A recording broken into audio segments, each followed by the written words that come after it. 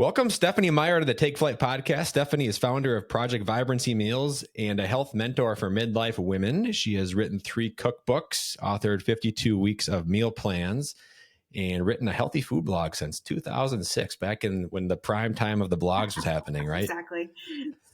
Stephanie, thanks. Welcome to the show. Thank you for having me. This is great. I can look forward to chatting. Yes, we've been talking a little bit offline. We've never officially met, but we've connected, I think, through Instagram years ago and have over 100 mutual connections from the Minnesota food scene. But now you're living in Colorado, I believe. I'm in Denver.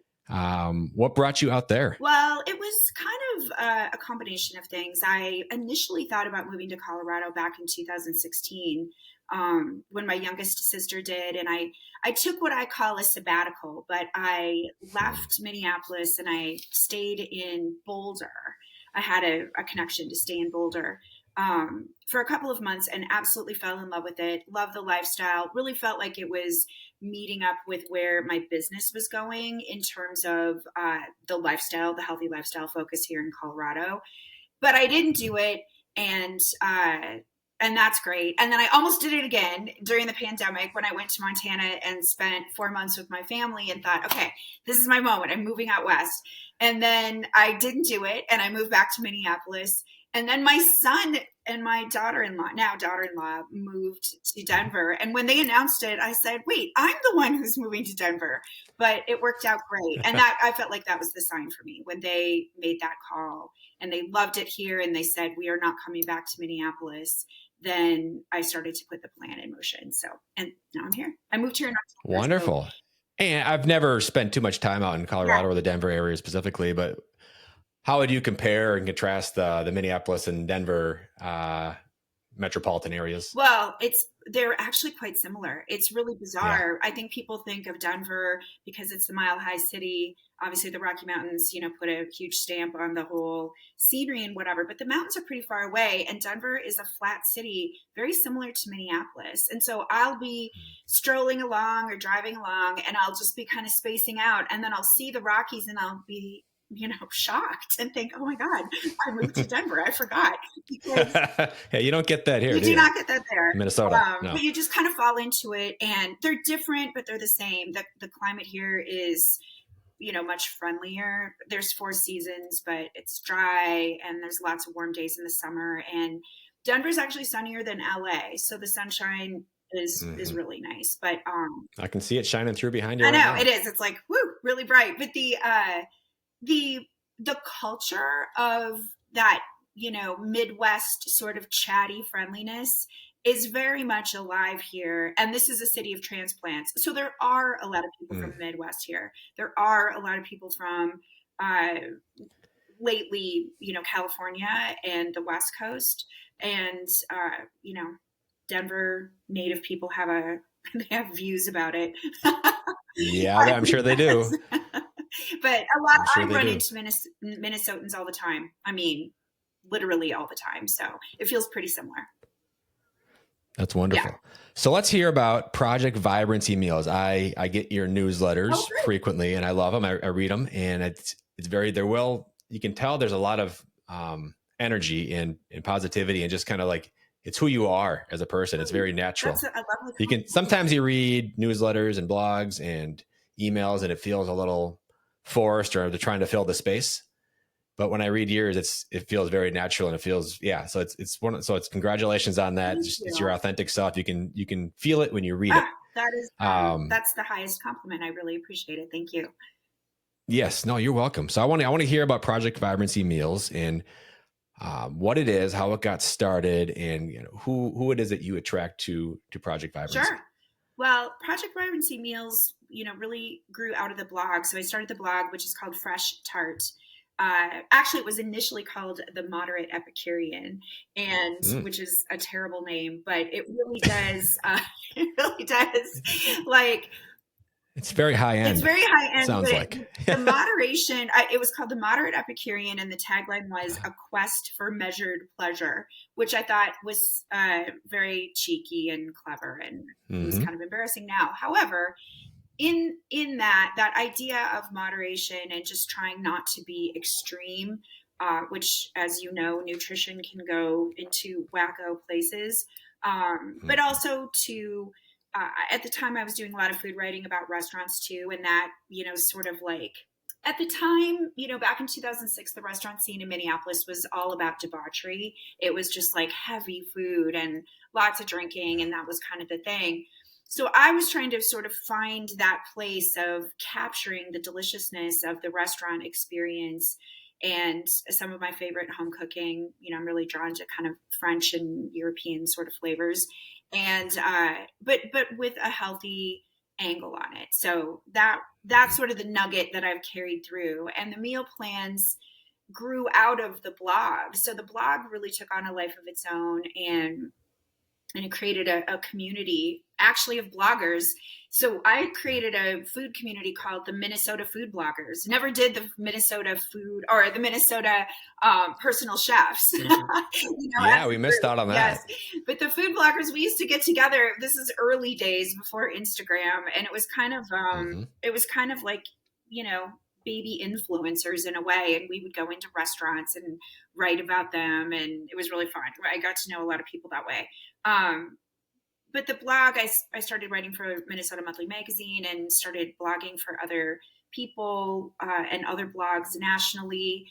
And the delicious health thing was kind of became my thing. And then I had people asking me for meal plans. Honestly, I just had people say, look, I love the recipes on the blog, but they do not make a week, right? And they don't make a Yeah. whole lifestyle.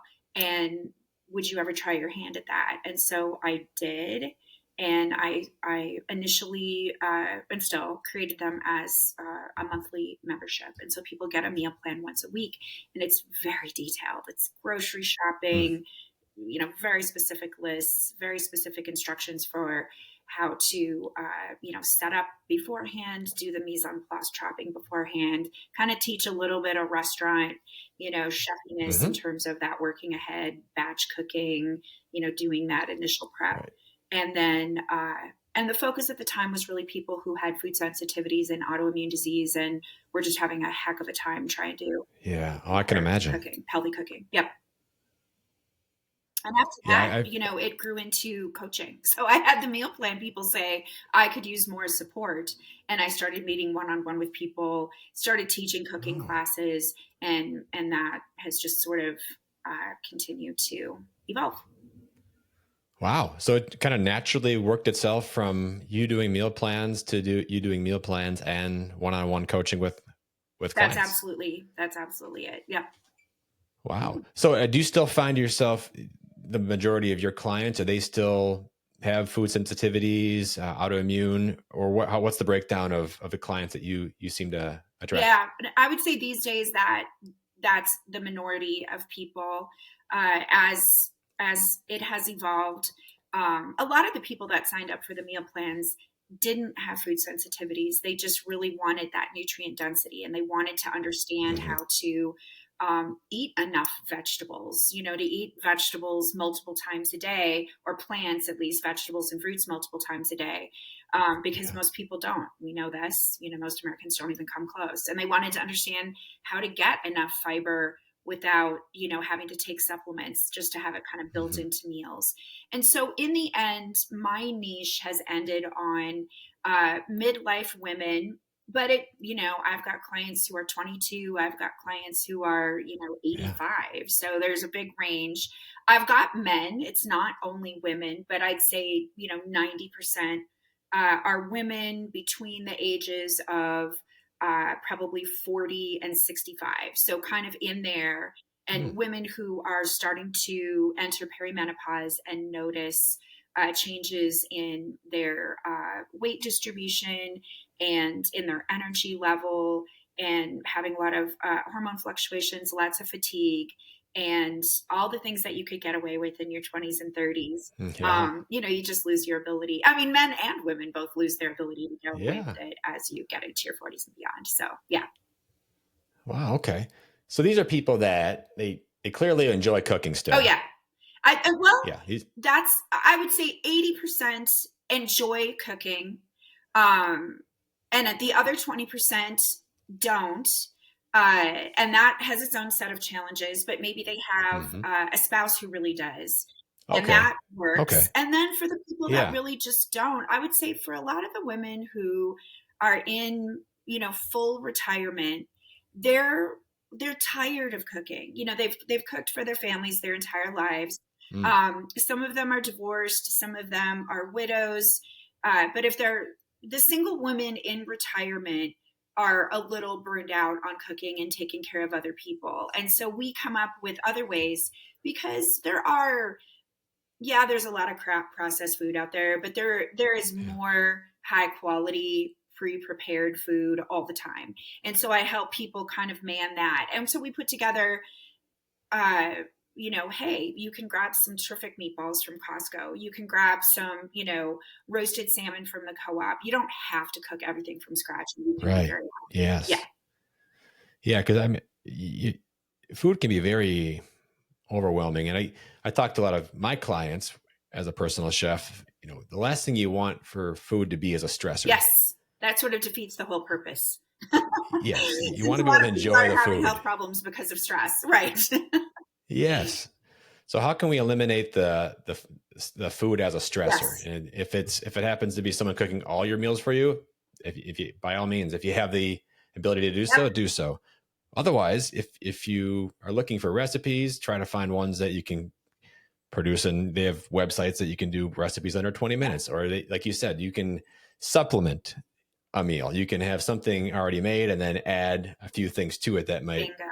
pop a little more, so don't feel like, because people think about recipes like, oh my gosh, I gotta plan. Now I gotta shop. Now I gotta prepare it all. And then I gotta clean, and then we gotta eat. And then it's just like, before you even get to the first step, it's over. It's already a stressor. It absolutely So is. It's a skill set. I mean, it's a skill set that a lot of people weren't taught, especially in the era of, kind of the Gen X, Gen Y era, where there was the beginning of processed foods was a very sort of exciting time, and they almost had a luxury about them. And it felt like a miracle. I mean, it felt like a miracle for a lot of women who were entering the workforce, and then, oh my gosh, there's this answer, and it's great. Well, it's taken a generation to realize that a lot of those foods have a really negative impact on health, and so we don't want to lean too heavily on them.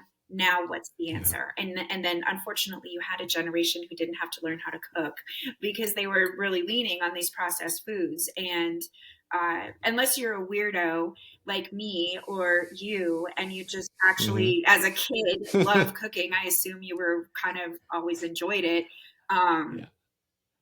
I really pushed to learn how to cook in that era. And but other people in my family didn't, and so we've missed this opportunity. So I think it's shifting. I'm sure you're teaching your kids how to cook. My son is really getting into it, and my daughter-in-law. But now we've got, what does it look like in this era where you've got healthier processed foods, you've got cooking from scratch, you've got hiring someone to prepare food, and then you've got the things that the skills you need to have in your own kitchen. It's sort of all of those things. Yeah, no, you're right. And how do you combat? So when people find you for the first time, they reach out to you by way of however, where are they at in their journey with food? Are they at wit's end, or where are they at with, I've tried everything, I need someone to really just spell it out for me and tell me what I need to do? I feel like a lot of people have a lot of knowledge. I mean, people will say to me, I know what to do. I know what the right thing is to do. Oh, that's great. But I don't do it. That's one group. Yes. And then there's the second group where there's a lot of confusion because there's so much competing information, on social media, where people are saying it's evil to eat carbs. Other people are, now there are people saying that, vegetables and fruits are toxic, that, you should only eat meat. I mean, there's so much confusion. And then there are MDs that are saying it, and they're pretty compelling. They cite research studies, whatever. And so I've got a second group of people who come to me, and they've been experimenting around those things. All of a sudden, a lot of women have really been convinced that eating carbs in any form is evil. I even had a client once who whispered carbs. She would say, and then it's so I evil. just can't help myself from eating carbs. and I Oh my gosh. love her. She was hysterical, but Yeah. that's sort of Uh, another group.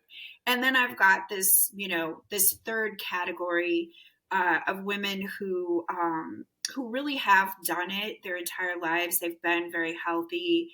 They've cooked. They've done the exercise, and they're just kind of tired of having to work so hard at it. And that group of people, they're kind of working off some old info. They're starting to gain weight. They're not sure why. And a lot of the messages that we've given women about how to manage their weight and their health is very much focused on limiting yourself to, maybe like 1,200 calories a day, and then getting on, a Stairmaster, or doing, like Orange Theory, just really intense cardio exercise. And that combination of low calorie and then burning calories is the way that you maintain your weight. And it stops working for women when they get into their 40s because of mhm. biology. And so that really has become the center of what I work with women on now. It's like, oh, yeah, perimenopause and menopause play a role, but it happens to men too. And the reason is that we just lose muscle after the age of 30. It's a little bit at a time. But Yeah. if you keep eating 1,200 calories and you never pick up any weights, you're going to slowly start to gain weight as time goes, because you aren't burning as many calories at rest. And so we address that. We get them eating enough food to build some muscle, kind of change their workouts, just sort of tweak around the edges, and then Yeah. get people, losing weight. And a big focus of what I do is getting full. The GLP-1 medications have really, I think, are amazing. They've shown a great light on how individual people have a different appetite response to food. So, you and I can eat the same salad and it will make you full, and I will still be hungry because my body isn't registering satiety in the same way. And those meds have kind of helped us see that. Interesting. And then we can choose foods that have higher satiety. And that helps women a lot. It's been really helpful. Yeah. That's great. I was going to ask you about Yeah. that. So thanks for Yep. sharing that information. Yeah. And it's kind of a sensitive subject for a lot of Yeah. people to speak about and talk about. So it's good to hear, from your side of view Yeah. too. So what, I'm trying to think. So when clients come to you and they're with you, do you find clients staying with you for a long period of time, or is it to get them through a certain maybe period struggle or period in life where it's been a little more chaotic? Yeah, it's a little bit of both. I've got people that I meet with, and our client sessions are usually 4 or 5 sessions, and we spread them out over a few months so that you can really elicit, habit change. Which, I mean, habit change is just brain rewiring, and it takes time. You can't just. It's Mm-hmm. not very often that you just decide something and go with it. It takes practice and repetition to get it, into that habit part of our brain, and to get rewired. And so we purposely, spread it out so that there can be that behavior change. But I work with lots of clients beyond those 4 sessions, because the initial topic that we tackle might be weight loss, and we get rolling on that. And then there are other things that need to happen. Oh, Mm-hmm. I got a high LDL test result, and we need to start to work on changing a few of those food sources, getting some more fiber, having some dietary changes around a specific chronic condition. And that, yes, as you know, there's plenty of overlap between healthy foods are healthy foods. Whether you have Alzheimer's, you've got heart disease, you've got diabetes, you want to lose weight, whatever it is, you kind of end up back in that same group of foods. But there is some tweaking that does happen around having an elevated HbA1c test result and having higher LDL cholesterol. And both of those things do tend to happen for even healthy women, as they, get into perimenopause and menopause. That loss of estrogen has an influence on blood sugar and blood cholesterol. So then we move into that. And a lot of, the beauty of working one-on-one with people is that we get to talk about the psychology of all of this. Like, a Yeah. lot of women really a lot of women who've been depriving themselves of food for the majority of their lives, which many women have a lot of anger and rebellion against, society and against, Yeah. food rules. And they, Mm-hmm. they take it out on, with food, and we get to work through that and laugh about it and choose some different ways to be rebellious, and then also to find ways, if your thing is chocolate chip cookies and that's going to make you feel like you're really sticking it to, your deceased mom who would not let you eat chocolate chip cookies, let's talk about that. And we'll like Yeah. figure out a way to really make those chocolate chip cookies fun, worth the Oh yeah. rebellion. I love that part of it.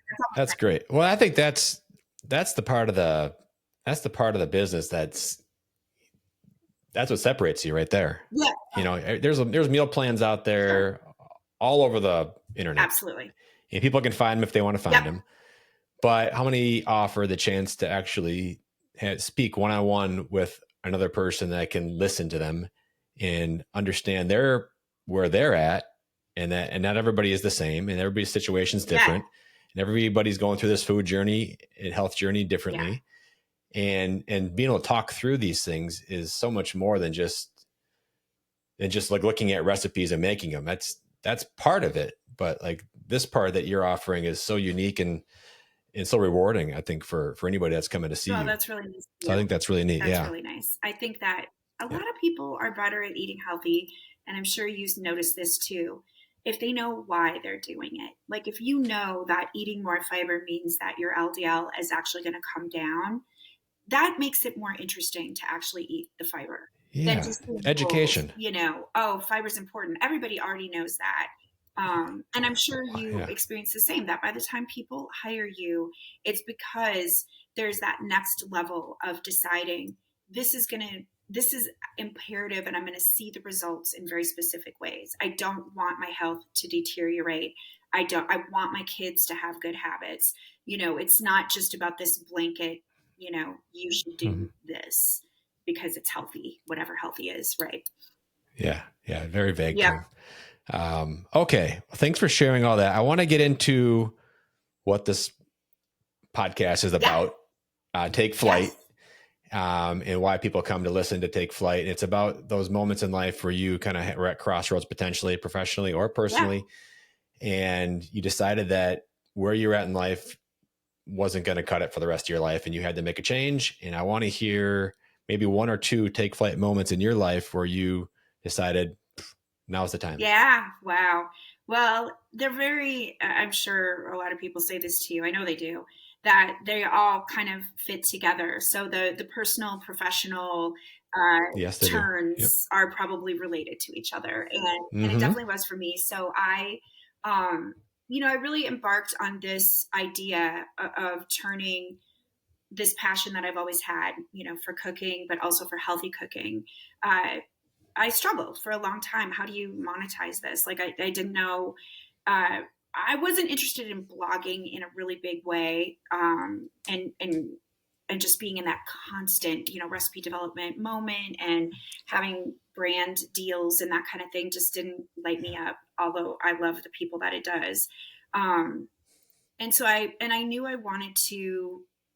I knew I wanted to help people change and be able to see that directly, because I'd already had kind of a corporate career in healthcare. I worked in development, actually, in fundraising, and I knew Mm-hmm. that what I was doing was helpful, but I didn't get to see the direct, a input A, outcome B kind of thing. And I'm that person. I need to see cause and effect, and I'm really motivated by that.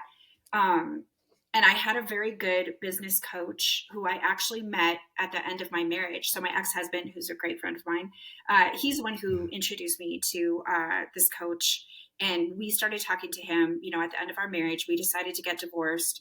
And I just kept meeting with him to kind of figure out this business idea. And so they went together. I was leaving my marriage. My son was graduating from high school, so he was launching. I hadn't, come up with an idea that I really thought was great.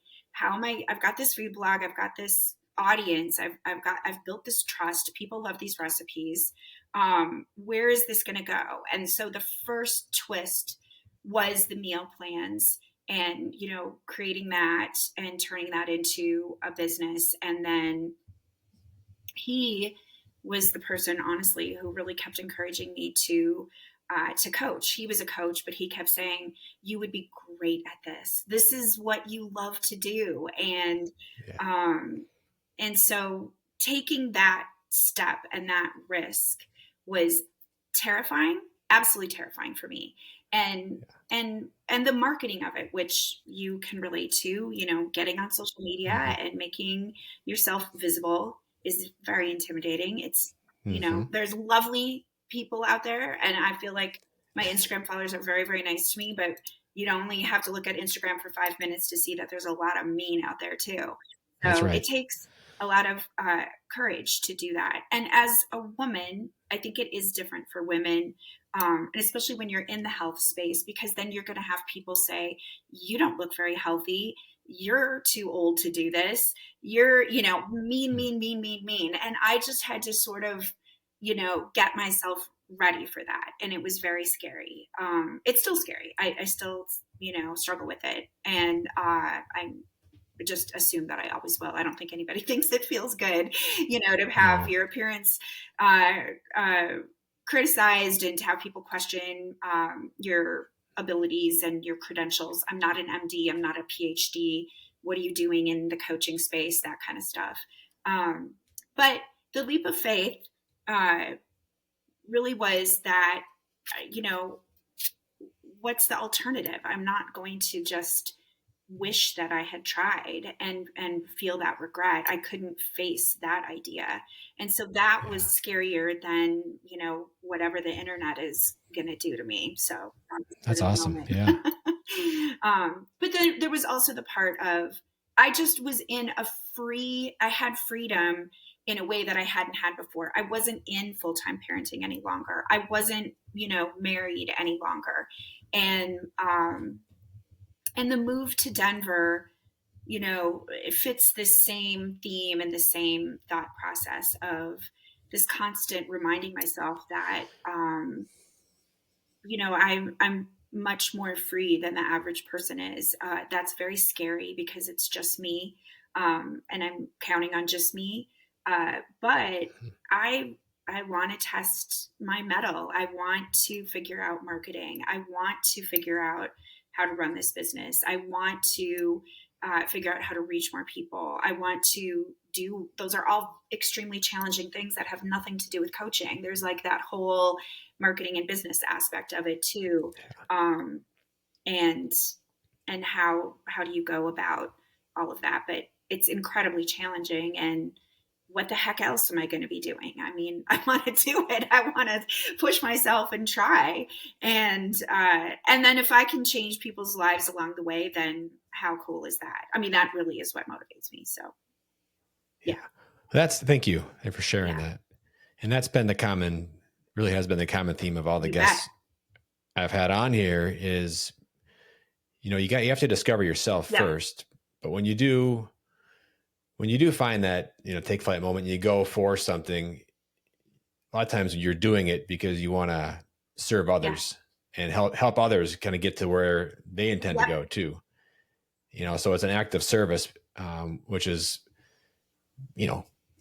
so great to hear that you focus on yourself and then you go out and say, you know what, I'm doing this business, but I want to be able to see the rewards in other people or through other Yeah. people too. And that's time and time again, all the conversations we have, it's the same message. And it's really cool to hear that from you that you discovered that, and that's what drives you. It's your purpose is you use your knowledge and your expertise and you're sharing that with others and you're seeing them progress and improve and maybe solve an area of their life that was missing. And now they're hopefully, maybe they can share that with other Oh people. yeah. And it just kind of, it's like a web. It's like a web. Whereas, I yep, love it. which I love to hear that when people just kind of paying it forward a little bit. Yeah.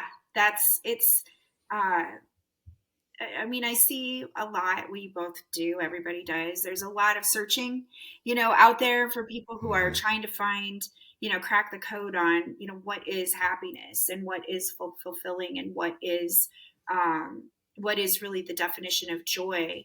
And I think it's very American, of course, to look for it in, products and stuff you can buy, and in, accumulating things. And I've walked down that path too, no question. Yeah. And then found that it's incredibly boring to do that, and that's not going to cut it. And that I would rather, I'd rather spend my time being intellectually challenged and knowing that I'm working on something. I mean, everything that I'm doing to help other people, I'm doing it myself too. So I'm working on my own health, and I'm working on my own mindset, and I'm working on my own, mental health and all of those things. And so it keeps me accountable too, because if I'm not doing it and I'm trying to talk about the benefits of it to other people, that doesn't really work very well. So really finding that challenge and really, I like to call it discomfort, just leaning into, one of my favorite books is by this author named Michael Easter. I listened to it during the pandemic, and now I'm not going to remember the name of it, but he kind of turned it into a little business called the 2% Club. He's a great follow on Instagram, but he wrote a book about purposely choosing discomfort and testing yourself. If you never test yourself, you never really find joy. And it's so counterintuitive. Like, we're so focused on comfort and making things easier. And there's a lot to be said for those things too. But it can't just be that. And when things are too easy, we get bored and we do dumb things like drink too much and go try to find dopamine somewhere else. But the biggest dopamine you can find is to tackle a hard problem and solve it and come out the other side. Like, that is a high, that is the highest of highs. And we don't really talk about that enough. So I would 100%. Yeah. 100% agree. Yep.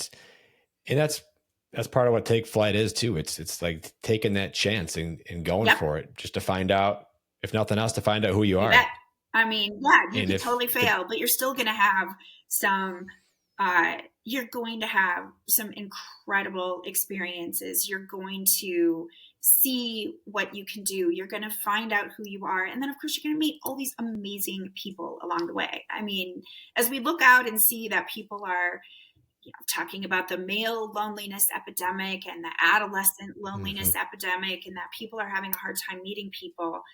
I never have met, as we were chatting about before we began here, I've never met more people than when I'm in the middle of creating a new challenge and trying to solve those problems, and whatever community shows up around that is absolutely, they end up being the best people you've ever known, because they share your passion and they share your level of intellectual challenge and they share your natural grit. When you find those friends, you don't need a lot of them to realize that you have everything, everything you've ever wanted in terms of depth of friendship. Yeah. And you're going to have so many people cheering you on when you go for it. And that's the beauty of it too, is just, you have this, that's when you find out like who your true network is. And I think for me personally, when I find people like yourself or others that are going for this, or going for it and trying something, and are really just genuinely want to see what happens, like, I get really curious personally. Like, I want to know, why are you doing this? Like, what is it inside of you that's driving you? And that's what intrigues me, and it inspires me to like follow you and do the things that these people are doing out there. Like, you're not crazy. You have a plan and you believe in it and you're going for it, and you're going to find out what happens. And I'm intrigued by that. And those are the kind of people I'm attracted to, are the people that are going for it. Absolutely. Because I'm like, well, why? You're sacrificing time, money, energy here.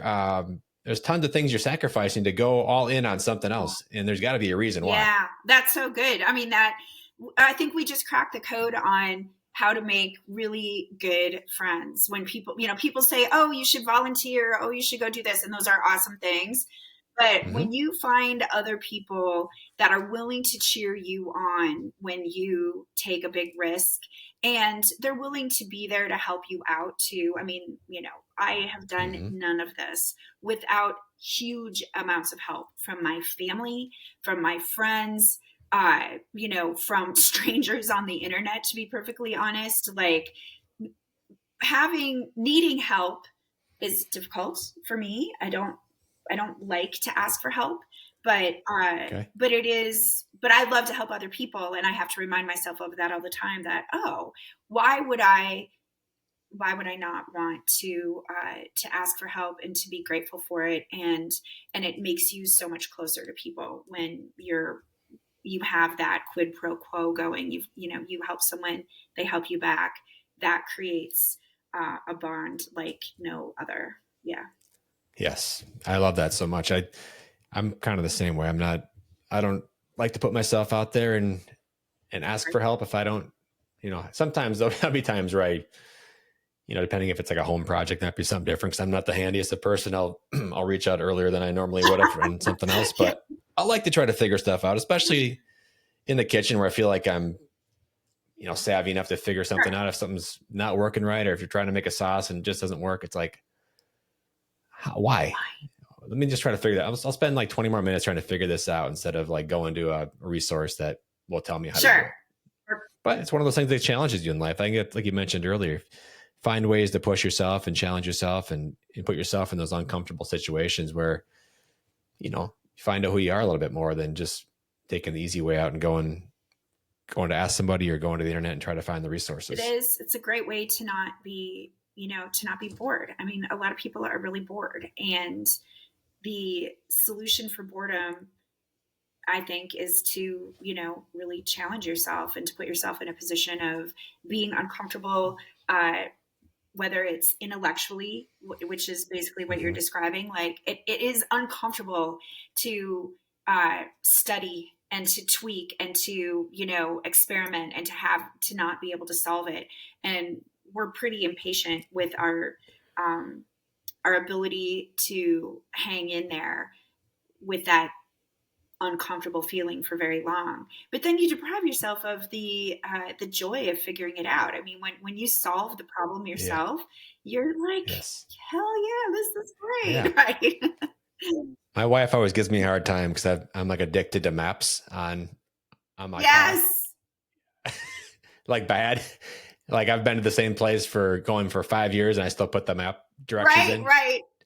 I say, well, I'm about efficiency, Sam, as I tell my wife.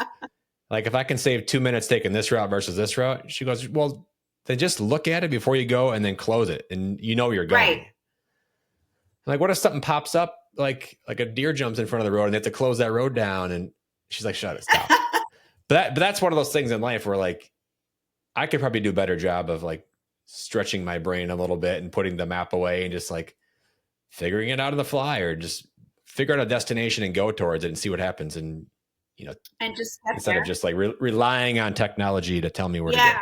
And honestly, there's a place, I think, deciding where to use efficiency is a skill too. So maybe that's a great use of efficiency, because if you don't have to think about that, maybe you can do some problem solving, if no one else is in the car, and you could be thinking about something related to work. So letting that, the navigation system work on that so that you can work on something else, great. Or, hiring you to take care of the cooking stuff when someone, just they've got other things that they need to put their energy toward, is great. Or for some people, figuring out how to do some basic cooking would really improve their lives. And they're just so far away from it, that getting this basic skill down, would be really helpful. It's that's the beauty of the world we live in now, where we've got a lot of shortcuts, we've got a lot of technological support, and you get to decide where to put your brain. But putting your brain nowhere and just always zoning out does not lead to people feeling really very good about themselves. And so then you get to make a decision about where you're going to challenge yourself.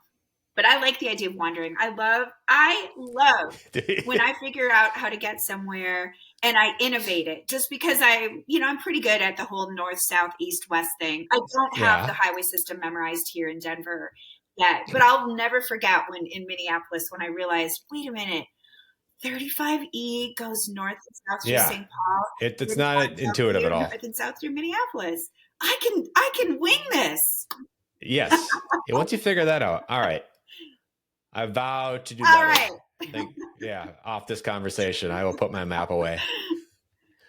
I will only carry a physical map in my glove compartment. No. Right. You've got somewhere in the middle. That moderation. Will do. You got to get back to the moderation. Moderation. All right. Final question for you. It's been so much fun having you on here, by the way. Thanks for joining. Do you have any words of wisdom, encouragement to anybody that might be on that verge of taking flight in their life? Oh, well, yeah. I mean, I'm a go for it person. I mean, within reason, knowing that you have your family, your friends, somewhat of a plan, obviously matters, having those things in place. But it's again comes back to moderation. But if you just keep thinking and studying and never taking action, that is, I call that productive procrastination, where you just read and you draw up plans and you never take the step. And it can feel very productive because you're doing something, but it's not the same as actually taking the action. So, don't fall into the trap of productive procrastination, and don't be me. I study and read way too much. I mean, that's my weak spot, is that I will think and think and think and think and not just take the action. And so pulling the plug, every single time I've done it, it's almost been like in the moment. I've just gotten so unbelievably sick of myself not taking action that I'll just take a leap. And so, like with selling the meal plans, I thought about the meal plans forever. I just agonized over them, whatever.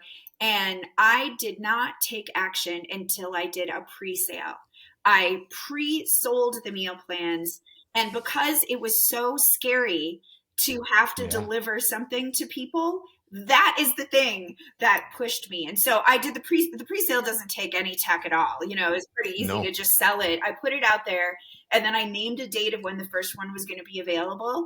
And that was the deadline that kicked me in the butt. And so if you need to pre-sell something, if you need to, whatever, if you are like me and you need the pressure of delivering for people, for someone other than just yourself, then maneuver that, like get that to happen and put yourself in a position where you're not just having to do it for yourself. Like you have made a commitment to other people. That is usually the push that people need to get rolling. And so learn from my mistakes and stop reading and studying and just start. Yeah. You can't call yourself, you can't say don't be like you. You're a doer. I'm a doer. I am a doer. But I also really struggle with the doing. I would not be honest if I did not say that.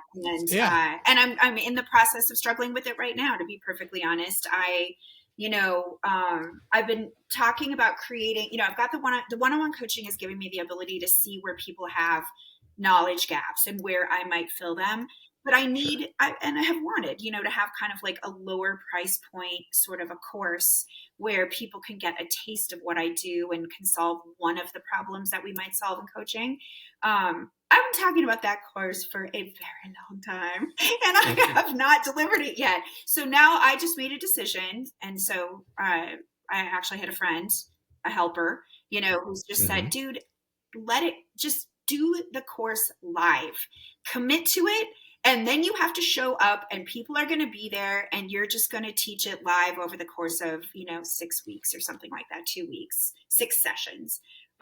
So look for that. That's going to happen. And that is how I'm going to kick myself in the butt and make myself do it. So, yeah. That's right. Take flight. You're going for it. Done. Do it. Whatever it it takes. But I think it often does take the pressure of needing to deliver for other people. So if you make a commitment to people, that is the thing that can get you going. Yep. That'll hold you accountable. Well, Stephanie Meyer, thanks so much for coming on the Take Flyt podcast today. It's been a pleasure. You've shared so much wisdom personally and professionally, and I think a lot of people will take some inspiration from this. Well, I know for sure they will, and put it into their own life. Thank you again to Stephanie Meyer, and we'll see you on the next one.